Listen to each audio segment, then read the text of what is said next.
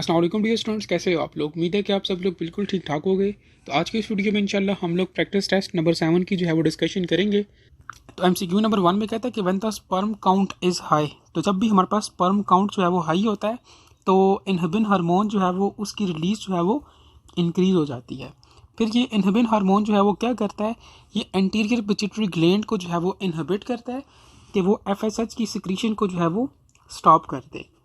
ठीक है, क्योंकि स्पर्म काउंट को जो है वो हाई करने में इस एफएसएच का जो है वो इम्पोर्टेंट रोल होता है। ठीक है, तो जब ये इस एफएसएच की रिलीज जो है वो इनहिबिट हो जाती है या स्टॉप हो जाती है तो हमारे पास ये जो स्पर्म काउंट है ये कंट्रोल हो जाता है या ये नॉर्मल हो जाता है। ठीक है, so that is why option A is correct. Second में कहता है कि if disorder is not present in the child family but the foetus itself is infected before the birth, it is known as. कहते हैं कि किसी भी किस्म का कोई ऐसा जेनेटिक डिसऑर्डर जो कि उस चाइल्ड की फैमिली में जो है वो ना हो, लेकिन जो फीटस है उसमें वो डिसऑर्डर पाया जाए तो उसे हम लोग फिर डिनेवो म्यूटेशन कहते हैं। Option D is correct. Next third में कहते हैं कि सार्कोलीमा इज अ मेम्ब्रेन अराउंड, तो सार्कोलीमा जो है वो मसल फाइबर्स के अराउंड जो है वो एक मेम्ब्रेन होती है। Option C is correct. Fourth में कहते हैं कि deficiency of calcitonin results in, तो जब भी हमारे पास कैल्सिटोनिन की जो है वो डेफिशिएंसी होती है तो एज अ रिजल्ट हमारे पास क्या होता है, किडनी स्टोन्स बनते हैं। Option B is correct. Next fifth में कहता है कि which one is not an opportunistic diseases related to HIV infection, तुम्हारे पास जब भी एचआईवी इन्फेक्शन होता है उसके रिजल्ट में जो एड्स होता है तो एड्स के साथ कुछ एसोसिएटेड डिजीजेज होती हैं जिनको हम लोग अपॉर्चुनिस्टिक डिजीजेज कहते हैं। ठीक है, अब अपॉर्चुनिस्टिक डिजीज में हमारे पास रिकरेंट निमोनिया भी आता है, पल्मोनरी ट्यूबरक्लोसिस भी होता है, टैक्सोप्लाज्मोसिस भी होता है, लेकिन ये जो आप लोगों के पास ऑप्शन ए है ना, destruction of the body immune system, ये अपॉर्चुनिस्टिक डिजीजेज में नहीं आता। ठीक है, so that is why option A is correct. Next six में कहता है कि which one of the following vaccine has least side effects, तो हमारे पास जो सब यूनिट वैक्सीन होती है इसके साइड इफेक्ट सबसे कम होते हैं। Option C is correct. Seventh में कहता है कि which one of the following locomotory organs would likely be the shortest, तो हमारे पास ये जो फ्लेजेला सीलिया या हमारे पास ये जो सीडोपोड्स होते हैं ये सारे लोकोमोटरी ऑर्गन्स होते हैं, लेकिन अगर हम लोग साइज़ के लिहाज से बात करें तो हमारे पास जो फ्लेजेला होता है ना इसका साइज़ सबसे कम होता है। ठीक है, ये शॉर्टेस्ट होते हैं। Option A is correct. Next eight में कहता है कि in order to see the various aspects of the specimen a 3 dimensional image, तो हम लोग 3D इमेज जो है वो स्कैनिंग इलेक्ट्रॉन माइक्रोस्कोप के थ्रू जो है वो देख सकते हैं। Option D is correct. ठीक है, और जो ट्रांसमिशन इलेक्ट्रॉन माइक्रोस्कोप है ये हमें 2D इमेज देती है। ठीक है, 2D इमेज देती है, और स्कैनिंग वाली जो है ये हमें 3D इमेज देती है। नेक्स्ट 9 में कहता है कि in saturated fatty acids more hydrogens are not accommodated because of, तो हमारे पास जो सैचुरेटेड फैटी एसिड्स होते हैं इसमें हम लोग मज़ीद हाइड्रोजन्स को ऐड नहीं कर सकते। ऐसा क्यों होता है? ऐसा इसलिए होता है क्योंकि वहाँ पे दो कार्बन्स के दरमियान जो है वो सिंगल बॉन्ड्स प्रेजेंट होते हैं। ठीक है, ऑप्शन ए इज़ करेक्ट। और कार्बन कार्बन डबल बॉन्ड हमारे पास अनसैचुरेटेड फैटी एसिड्स में प्रेजेंट होता है। ठीक है, नेक्स्ट 10 में कहता है कि एसिडनेस इज कंपोज्ड ऑफ, तो एसिडनेस में हमारे पास जो है वो 20 to 40 एसिनार्स प्रेजेंट होते हैं। Option B is correct. Next 11th में कहता है कि if a newborn baby possesses carboxy haemoglobin instead of the oxy haemoglobin the conditions may be, देखो जब भी हमारे पास न्यू बॉर्न बेबी में जो है वो ऑक्सी हीमोग्लोबिन के बजाय कार्बोक्सी हीमोग्लोबिन जो है वो ज़्यादा हो या प्रेजेंट हो तो उसके रिजल्ट में हमारे पास जो बेबी की बॉडी है वो ब्लूइश हो जाती है। ठीक है, तो इस कंडीशन को हम लोग साइनोसिस कहते हैं। Option C is correct. ठीक है, ये ब्लू कलर जो है वो कार्बोक्सी हीमोग्लोबिन की वजह से होता है। ठीक है, जिसकी वजह से हमारे पास ज़्यादा कार्बन डाइऑक्साइड जो है बॉडी में जो है वो प्रेजेंट होती है और बॉडी का कलर जो है वो ब्लूइश अपीयर होता है। ठीक है, ऑप्शन सी इज़ करेक्ट। 12 में कहता है कि black and white true breeding mice are mated and they result in all grey offsprings, कहता है कि what inheritance patterns would be this indicative of, देखो आप लोगों ने ये एग्जांपल बुक में पढ़ी भी होगी कि हमारे पास जब भी हम लोग वाइट फ्लावर प्लांट को जो है वो मेट करवाएं रेड के साथ तो एज अ रिजल्ट अगर हमारे पास पिंक फ्लावर बन जाए तो हमारे पास ये किसकी एग्जांपल थी? इनकम्प्लीट डोमिनेंस की एग्जांपल थी। ठीक है, तो ये भी वही सीन है। So that is why option D is correct. Next 13 में कहता है कि which one of the following do not play a role in the intra cellular movements, देखो हमारे पास जो इंट्रासेलुलर मूवमेंट्स होती है ना, तो उसमें जो है वो सिर्फ और सिर्फ हमारे पास जो माइक्रोफिलामेंट्स होते हैं ना, सिर्फ वो जो है वो इंपॉर्टेंट रोल जो है वो प्ले कर रहे होते हैं, ठीक है। इंटरमीडिएट फिलामेंट्स एंड माइक्रोट्यूब्यूल जो है वो रोल प्ले नहीं कर रहे होते in intracellular movement. So that is why option C is correct. Next 14 में कहता है कि 3 non infective genes in HIV। हमारे पास 3 नॉन इन्फेक्टिव जीन्स कौन से हैं HIV के? एक है हमारे पास गैग, दूसरा हमारे पास पोल, और तीसरा हमारे पास इन्व, ENV। So that is why option D is correct. Next 15 में कहता है कि मैक्रो न्यूट्रिएंट्स आर, ये ऐसे न्यूट्रिएंट्स होते हैं जो कि बॉडी को जो है वो लार्ज क्वांटिटी में जो है वो चाहिए होते हैं, ठीक है। अब हमारे पास जो पोटाशियम, मैग्नीशियम, नाइट्रोजन और फास्फोरस है, ये मैक्रो न्यूट्रिएंट्स हैं। Option A is correct. 16 में कहता है कि HIV सेल्स में किल डैश सेल्स। हमारे पास ये जो HIV सेल्स होते हैं ना, ये हेल्पर T सेल्स को जो है वो किल करते हैं। Option A is correct. Next 17 में कहते हैं कि Ebner's glands on the dorsal surface of the tongue secretes and enzyme. अब यहाँ से आपके 2 पॉइंट्स क्लियर हो रहे हैं। एक तो ये हमारे पास ये जो एब्नर्स ग्लैंड होते हैं ना, ये टंग की डॉर्सल सरफेस पे प्रेजेंट होते हैं, ठीक है, वेंट्रल पे नहीं होते, डॉर्सल सरफेस पे प्रेजेंट होते हैं। और दूसरा पॉइंट क्या है कि हमारे पास ये सिक्रीट क्या कर रहे होते हैं एब्नर्स ग्लैंड, ये लिंगुअल लाइपेज जो है वो सिक्रीट कर रहे होते हैं। So that is why option C is correct. Next 18 में कहता है कि intermediate protection from the infection of the snake bite can be obtain by. तो जब भी स्नेक बाइट कर देता है तो हमें जो प्रोटेक्शन मिलती है in the form of immunity, तो वो पैसिव इम्यूनिटी होती है, ठीक है। वो पैसिव इम्यूनिटी के एग्जांपल में आता है। Option C is correct. 19 में कहता है कि under what conditions an object will have zero displacement but not zero distance. तो ये आप सब लोगों को पता है कि जब भी बॉडी जो है वो किसी सर्कल के अंदर मूव करती है, कोई सर्कुलर मोशन करती है, तो उसकी जो डिस्प्लेसमेंट होती है वो ज़ीरो होती है, लेकिन डिस्टेंस ज़ीरो नहीं होता। So that is why option B is correct, ठीक है। नेक्स्ट 20 में कहते हैं कि in ripple tank 40 waves pass through a certain point in 1 second. ये 40 वेव्स एक सर्टेन पॉइंट से पास करेंगे, दिस मीन्स दैट ये फ्रिक्वेंसी की बात कर रहा है। कहते हैं कि if the wave length of the wave is 5 centimetre, ये जो है वो उसने आपको वेव लेंथ दी है, ठीक है। कहते हैं कि आप लोग जो है वो स्पीड फाइंड करो, v फाइंड करो। तो एक फेमस रिलेशन है हमारे पास, v is equal to F lambda. अब एफ भी हमें गिवन है, लैम्डा भी गिवन है, लेकिन लैम्डा का यहाँ पे ये सीन है कि लैम्डा जो है वो हमें सेंटीमीटर में गिवन है, विच इज़ 5 सेंटीमीटर। तो सबसे पहले हम लोग इसे मीटर में कन्वर्ट करेंगे, तो हमारे पास ये क्या बन जाएगा, it is equal to 0.05 metre, ठीक है। जस्ट वैल्यूज़ को पुट करो, आप लोग जब मल्टीप्लाई करोगे 40 को मल्टीप्लाई करोगे 0.05 के साथ, तो ये आप लोग पास राउंड अबाउट बन जाएगा 2 metre per second. Option D is correct. Next 21 में कहते हैं कि in which process the entire heat supplied to the gas is converted into internal energy of the gas. तो देखो हमारे पास जो आइसोकोरिक प्रोसेस होता है, इसमें वॉल्यूम जो है वो कांस्टेंट होता है, ठीक है, v is equal to constant. और हमारे पास फर्स्ट लॉ ऑफ थर्मोडायनामिक्स क्या कहता है कि delta Q is equal to internal energy plus work done p delta v, ठीक है। अब हमारे पास यहाँ पे v कांस्टेंट है, तो हम लोग यहाँ पे v की जगह जो है वो 0 पुट कर सकते हैं। तो हमारे पास ये क्या बन जाएगा, delta Q is equal to u plus p into 0। इसे हम लोग लिख सकते हैं delta Q is equal to u। अब इसका क्या मतलब है कि जितनी भी हम लोगों ने सिस्टम को हीट दी है वो सारी की सारी इस इंटरनल एनर्जी में कन्वर्ट हो गई है, ठीक है। So that is why option A is correct. Isochoric process में हमारे पास हम लोग जो सिस्टम को हीट देते हैं वो सारी की सारी इंटरनल एनर्जी में कन्वर्ट हो जाती है, ठीक है। नेक्स्ट 22 में कहते हैं कि potential at a point which is 1 metre from the charge is 1 volt. कहते हैं कि then the potential at a point which is 2 metre from the same charge will be. मतलब उसने क्या किया है कि सिंपल डिस्टेंस को डबल किया। पहले देखो हमारे पास यहाँ पे 1 मीटर था, आगे जाकर 2 मीटर हो गया, ठीक है।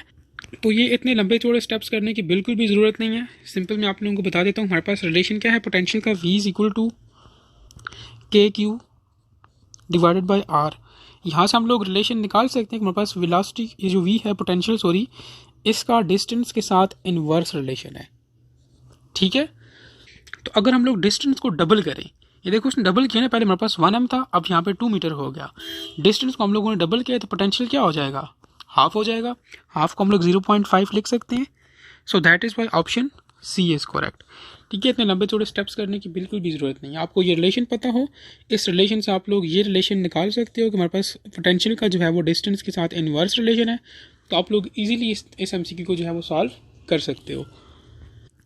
नेक्स्ट 23 में कहता है कि newton second is the unit of, तो न्यूटन सेकंड जो है वो it is the unit of impulse. Relation हमारे पास क्या है, J is equal to F T. ठीक है, फोर्स का हमारे पास न्यूटन आ गया और टी का second, option C is correct. Next 24 में कहता है कि a 1.75 metre heighted weight lifter rises the weight with the mass of 50 kilogram to the height of 0.5 meter above his head। कहता है कि how much work is being done by him। अब यहाँ पे आप लोग देख सकते हो कि यहाँ पे जो है वो हाइट का फैक्टर जो है वो इन्वॉल्व हो गया है। ठीक है, और हम लोगों ने वर्क डन फाइंड करना है। ठीक है, वर्क डन फाइंड करना है। अब यहाँ पे हमारे पास जो वर्क डन हो रहा है ना, वो in the form of potential energy हो रहा है, और पोटेंशियल एनर्जी किसकी इक्वल होता है, it is equal to mgh।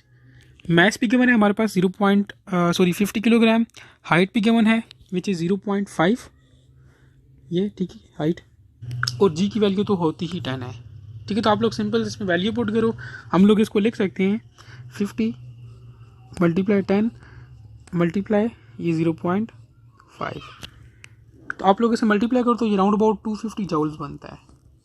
ठीक है, option C is correct. Next 25 में कहते हैं कि the speed of your car is halved, speed को जो है वो उसने हाफ कर दिया है। कहते हैं कि by which factor does its kinetic energy decreases, तो काइनेटिक एनर्जी का हमारे पास क्या रिलेशन है, kinetic energy is equal to 1/2 mv²। अब यहाँ से आप लोग रिलेशन निकाल लो, हमारे पास काइनेटिक एनर्जी का जो है वो वेलोसिटी के स्क्वायर के साथ डायरेक्ट रिलेशन है। ठीक है, और वेलोसिटी को इन लोगों ने हाफ किया है, so we can say that 1/2 का स्क्वायर, तो हमारे पास ये 1/4 बनता है। ठीक है, तो हमारे पास जो काइनेटिक एनर्जी है ना वो 1/4 टाइम्स जो है वो डिक्रीज होगी। Option B is correct.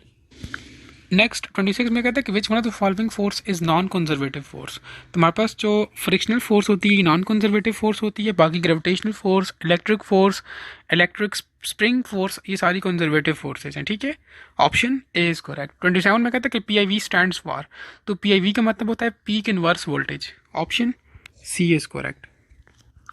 Next 28 में कहते हैं कि in full wave rectification the diodes are used, तो हमारे पास देखो हाफ वेव रेक्टिफायर में जो है वो एक डायोड यूज़ होता है, फुल वेव रेक्टिफायर में जो है वो 2 डायोड्स यूज़ होते हैं, और फुल वेव ब्रिज रेक्टिफायर में जो है वो 4 डायोड्स यूज़ होते हैं।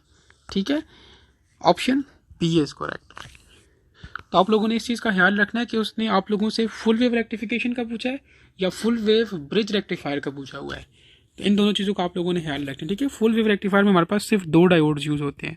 ठीक है, और जो फुल वेव ब्रिज रेक्टिफायर होता है उसमें 4 डायोड्स यूज़ होते हैं। नेक्स्ट 29 में कहता है कि which photon carries the most energy, तो इसके लिए सिंपल सी ट्रिक है, आप लोगों ने जो है वो इस कलर के सीक्वेंस को जो है वो एस्टेस जो है वो याद कर लेना है। ठीक है, विब ग्योर के नाम से। ठीक है, विब GYOR। ठीक है, अब वी जो है वायलेंट है, आई जो है वो इंडिगो है, बी ब्लू है, जी ग्रीन है, वाई येलो है, ओ ऑरेंज है, और आर जो है वो रेड है। ठीक है, अब हमारे पास जो है वो इस वायलेंट कलर से लेके रेड कलर तक जब हम लोग मूव करते हैं तो हमारे पास जो वेव लेंथ होती है ना वो इंक्रीज़ होती है। ठीक है, तो ऑब्वियसली अगर वेव लेंथ इंक्रीज़ हो रही है दिस मीन्स दैट फ्रिक्वेंसी जो है वो डिक्रीज़ हो रही है फ्रॉम वायलेंट टू रेड। और आपको पता है कि हमारे पास एनर्जी और फ्रिक्वेंसी के क्या रिलेशन है, E is equal to HF। अब H तो कांस्टेंट है, तो हम लोग यहाँ से रिलेशन निकाल सकते हैं कि एनर्जी का जो है वो फ्रिक्वेंसी के साथ डायरेक्ट रिलेशन है। अब यहाँ से आप लोग कलर्स में आ जाओ, दिस मीन्स दैट हमारे पास रेड की फ्रिक्वेंसी सबसे कम है। अगर रेड की फ्रिक्वेंसी कम है तो इसका मतलब यही है कि रेड की एनर्जी भी सबसे कम है। और वायलेंट की अगर फ्रिक्वेंसी सबसे ज़्यादा है, क्योंकि वायलेंट से रेड तक हमारे पास फ्रिक्वेंसी डिक्रीज होती है, तो सबसे ज़्यादा फ्रिक्वेंसी किसकी हुई, वायलेंट की हुई। अगर वायलेंट की फ्रिक्वेंसी ज़्यादा तो इसका मतलब ये है कि इसकी एनर्जी भी ज़्यादा होगी। So that is bye option B is correct. ठीक है, नेक्स्ट 30 में कहता है कि which one of the following series lies in the ultra violet region, तो हमारे पास जो लाइमन सीरीज होती है ये अल्ट्रा वायलेंट रीजन में जो है वो लाई करती है, option C is correct. Next 31 में कहता है कि there are initially 400 atoms in the radio active sample, कहता है कि what of the atoms remains after 3 half lifes, तो इनिशियली हमारे पास 400 एटम्स हैं ठीक है। फर्स्ट हाफ लाइफ के बाद हमारे पास ये कितने बच जाएंगे, 400 डिवाइड बाई 2, तो ये कितने बच जाएंगे, 200। सेकंड के बाद ये कितने बच जाएंगे, इसको 2 कर लो, 100। और थर्ड के बाद इसी 100 को आप लोग दोबारा 2 पे डिवाइड कर लो, तो हमारे पास कितने बच जाएंगे, 50। Option C is correct. Next 32 में कहते हैं कि number of molecules in 22 grams of carbon dioxide. तो ये जो स्टोइचियोमेट्री के न्यूमेरिकल्स होते हैं ये बहुत आसान होते हैं, ठीक है। अगर आप लोग इनको एक मरतबा समझ लो तो इनकी एग्जांपल्स बिल्कुल उसी तरह से है। तकरीबन मैंने हर वीडियो में ये बात बोली है कि आप लोग बचपन में जो मैथ्स के क्वेश्चन सॉल्व करते थे कि अगर एक पेंसिल 5 रुपए की है तो 6 पेंसिल्स कितने की होंगी, 7 पेंसिल्स कितने की होंगी, या अगर 7 पेंसिल्स जो हैं वो 35 रुपए की हैं तो एक पेंसिल कितने की होगी। तो बिल्कुल ये उसी तरह से है। अब यहाँ पे देखो उसने बोला है 22 ग्राम्स ऑफ कार्बन डाइऑक्साइड में कितने नंबर ऑफ मॉलिक्यूल्स हैं। देखो कार्बन डाइऑक्साइड है, इसमें कितने ग्राम्स हैं, टोटल इसका 44 ग्राम बनता है, ठीक है। 12 हमारे पास कार्बन के और 16 दो जो है वो ऑक्सीजन के, ये टोटल 44 ग्राम्स बनता है, ठीक है। तो देखो आप लोग अगर हमारे पास 1 मॉलिक्यूल ऑफ कार्बन डाइऑक्साइड में जो है वो 44 ग्राम्स जो है वो प्रेजेंट हैं, तो इसका मतलब है कि हमारे पास ये 1 एवोगेड्रस के इक्वल हो गया, ठीक है। अब इसी कार्बन डाइऑक्साइड के अंदर हम लोगों ने बताने हैं कि अगर जो है वो 22 ग्राम्स हों, ये प्लस नहीं है, ये मैं एरो डालना चाह रहा था। अब 22 ग्राम्स के लिए हम लोगों ने फाइंड करना है, ठीक है। अब आप लोग अगर इस 44 को और इस 22 को जो है वो थोड़ा देखो तो 22 जो है वो हाफ है 44 का, तो हम लोग क्या करेंगे कि इस 1 एवोगेड्रस का भी हाफ कर लेंगे, ठीक है। मतलब Na डिवाइड बाई 2 कर लेंगे। Na क्या होता है 6.023 मल्टीप्लाई 10 की पावर 23, इसको आप लोग 2 कर लो, डिवाइडेड बाई 2 कर लो, तो ये आप लोगों के पास 2 1s आर 2 3s आर, तो आप लोगों के पास ये बन जाएगा 3 पॉइंट आगे समथिंग जो भी मल्टीप्लाई 10 की पावर 23 एस्टेज आ जाएगा। जस्ट आप लोग ऑप्शंस के साथ कंपेयर करो तो ये आप लोगों के पास ऑप्शन बी बन जाता है, ठीक है। नेक्स्ट 33 में कहता है कि actual yield will reach the ideal value if the percentage yield of the reaction is. देखो कोई भी चीज़ आइडियल कब होती है, जब उसकी एफिशिएंसी या उसकी जो परसेंटेज यील्ड जो है वो 100% हो, तो option C is correct. Next 34 में कहते हैं कि E/M ratio of the cathode rays. तो कैथोड रेज की जो है वो E/M रेशियो जो है वो 1.76 इंटू 10 की पावर 11 होती है, option B is correct. Next 35 में कहता है कि what will be the wave number of the radiation with lambda 3 into 10 की पावर 8 नैनोमीटर।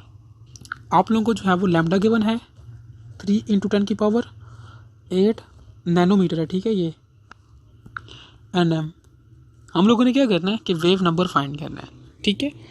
अब वेव नंबर का क्या रिलेशन होता है, wave number is equal to 1 by lambda. तो जस्ट सिंपल आप लोग इसमें वैल्यूज पुट कर लो, wave number is equal to 1 by 3 multiply 10 की पावर 8 नैनोमीटर। अच्छा सॉरी यहाँ पे 3 नहीं है, ये 2 है, ठीक है। इसको आप लोग 2 कर लो, ये 2 है, 2 इंटू 10 की पावर 8 नैनोमीटर, ये 2 है, यहाँ पे भी 2 आ जाएगा। तो जस्ट सिंपल है, हमारे पास वेव नंबर क्या हो जाएगा 1/2 को हम लोग लिख सकते हैं 0.5, ठीक है, मल्टीप्लाई 10, ये नीचे +8 है, ऊपर जाके -8 हो जाएगा, ठीक है। और ये जो नैनोमीटर है ना ये भी नीचे प्लस है ना, ये भी ऊपर जाकर NM -1 हो जाएगा, ठीक है, which is your option C. Next 36 में कहता है कि which one of the following is not electromagnetic in nature. तुम्हारे पास जो infrared, X rays, gamma rays ये इलेक्ट्रोमैग्नेटिक रेज होती हैं, ठीक है। Cathode rays electromagnetic in nature नहीं होती, option D is correct. Next 37 में कहते हैं कि if mass of electron is reduce to half the Rydberg constant is. देखो मास का और रेडबर्ग कांस्टेंट का आपस में डायरेक्ट रिलेशन है। अगर हम लोग मास को जो है वो हाफ करते हैं ना तो रेडबर्ग कांस्टेंट भी जो है वो हाफ हो जाता है, ऑप्शन ए इज करेक्ट। 38 में कहते हैं कि बॉन्ड फॉर्मेशन बिटवीन एटम। तो जब भी हमारे पास एटम्स के दरमियान बॉन्ड्स बनते हैं ना तो एनर्जी जो है वो डिक्रीज होती है, ठीक है, और हमारे पास जो स्टेबिलिटी है ना वो इंक्रीज होती है, option B is correct. Next 39 में कहते हैं कि which one of the following molecule has zero dipole moment. तो हमारे पास जो BF3 है इसकी डायपोल मोमेंट जो है वो 0 होती है, ऑप्शन सी इज करेक्ट। 40 में कहता है कि which one of the following compound has highest ionic character. तो आयोनिक करेक्टर सबसे ज़्यादा जो है वो फ्लोरीन का होता है, ठीक है, उसके बाद जो है वो क्लोरीन का होता है, उसके बाद जो है वो ब्रोमीन का होता है, और सबसे लीस्ट जो है वो आयोडीन का होता है। So that is bye option A is correct, ठीक है। नेक्स्ट 41 में कहते हैं कि species in which the central atom uses sp2 hybrid orbital in its bonding. तो हमारे पास जो मिथाइल रेडिकल है CH3, इसमें कार्बन जो है वो sp2 हाइब्रिडाइज्ड होता है, ठीक है, ऑप्शन सी इज़ करेक्ट। 42 में कहता है कि लिक्विड ऑक्सीजन इज, तो लिक्विड ऑक्सीजन जो है वो पैरामैग्नेटिक इन नेचर होता है, option B is correct. Next 43 में कहते हैं carbon monoxide molecule possess dash covalent bonds. हमारे पास जो कार्बन मोनोऑक्साइड है इसमें जो है वो 3 कोवलेंट बॉन्ड्स होते हैं, ऑप्शन सी इज़ करेक्ट। 44 में कहता है latest energy of the ionic compounds is, हमारे पास आयोनिक कंपाउंड्स की जो लेटेस्ट एनर्जी होती है वो हाई होती है, ऑप्शन बी इज़ करेक्ट। 45 में कहते हैं कि कैथोड हैज़ रिडक्शन पोटेंशियल, तो कैथोड की रिडक्शन पोटेंशियल जो है वो ज़्यादा होती है एनोड से, ठीक है, option B is correct. Next 46 में कहता है कि child dash spoken to his parents before going on the trip. Child had, देखो ई एन है, child had spoken to his parents before going on the trip, option B is correct. 47 में कहता है कि वर्ड एडेप्ट मीन, तो adept का मतलब होता है proficient, option A is correct. Next 48 में कहता है कि फियर ऑफ हाइट्स, तो फियर ऑफ हाइट्स को चाहे वो एक्रोफोबिया कहते हैं, ऑप्शन सी इज करेक्ट। 49 में कहते हैं कि सेंटेंस ग्रैंड मा हेयर इज बोन वाइट, अब ग्रैंड मा के हेयर जो है वो हड्डियों की तरह जो है वो सफ़ेद हैं, अब वो उसके हेयर्स हड्डियाँ तो नहीं हैं, this means that it is a metaphor, option B is correct. 50 में कहता है कि giving human traits to non humans entities, तो उसे हम लोग जो है वो पर्सोनिफिकेशन कहते हैं, ऑप्शन सी इज करेक्ट, ठीक है। तो ये था आप लोगों के पास प्रैक्टिस टेस्ट नंबर 7। उम्मीद है कि आप लोगों ने काफ़ी कुछ सीखा होगा।